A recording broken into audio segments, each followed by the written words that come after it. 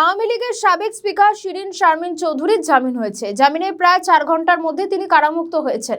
অনেকে তখন আলোচনা করছিলেন, তবে কি এটা আওয়ামী লীগের ফিরে আসার সিগন্যাল?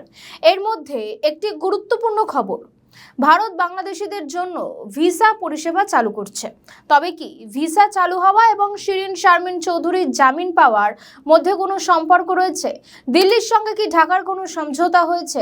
এমন প্রশ্ন উঠছে। ভারতের তরফে ঘোষণা করা হয়েছে বাংলাদেশের জন্য ভিসা কার্যক্রম শুরু হচ্ছে। এদিকে বাংলাদেশে এটা ঘোষণা করেছেন প্রধানমন্ত্রী তারেক রহমানের পররাষ্ট্র বিষয়ক উপদেষ্টা হুমায়ুন কবির। তিনি জানিয়েছেন আগামী সপ্তাহে ভারত বাংলাদেশে ভিসা কার্যক্রম শুরু করছে।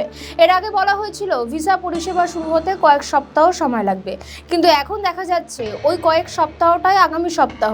আর এখানেই অনেকে বলার চেষ্টা করছেন, তবে কি নতুন কোনো সমঝোতা হয়েছে?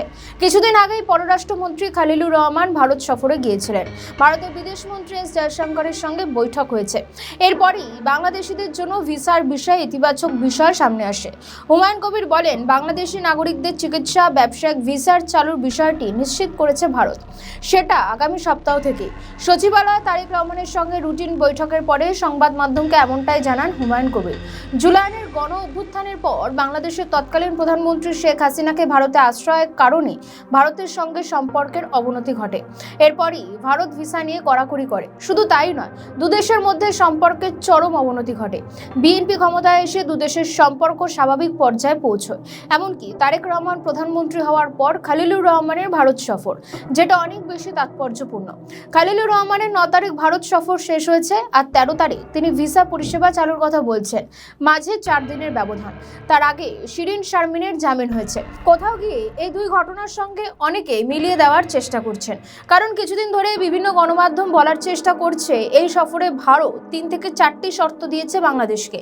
সেই শর্তগুলির মধ্যে ছিল শিরীন শারমিন চৌধুরীর এই গ্রেফতারির নিন্দা জানানো এবং তার দ্রুত মুক্তি দেওয়া, চিন্ময় কৃষ্ণ প্রভুর মুক্তি দেওয়া, আওয়ামী লীগের ওপর থেকে নিষেধাজ্ঞা তুলে নিয়ে মূল স্রোতে ফিরিয়ে আনা।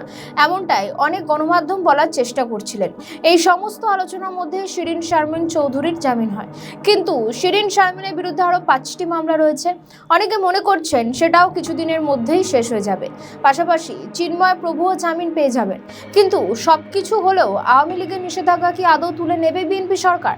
সে চেষ্টা কি করবে বিএনপি? কারণ বিল পাস করিয়ে আইন তৈরি করে কার্যত নিষিদ্ধ করা হয়েছে আওয়ামী লীগকে। এখন দেখার এই পরিস্থিতি কোন দিকে যায়। আমাদের ভিডিও ভালো লাগলে লাইক ও শেয়ার করুন। কমেন্ট সেকশনে আপনাদের মতামত জানান।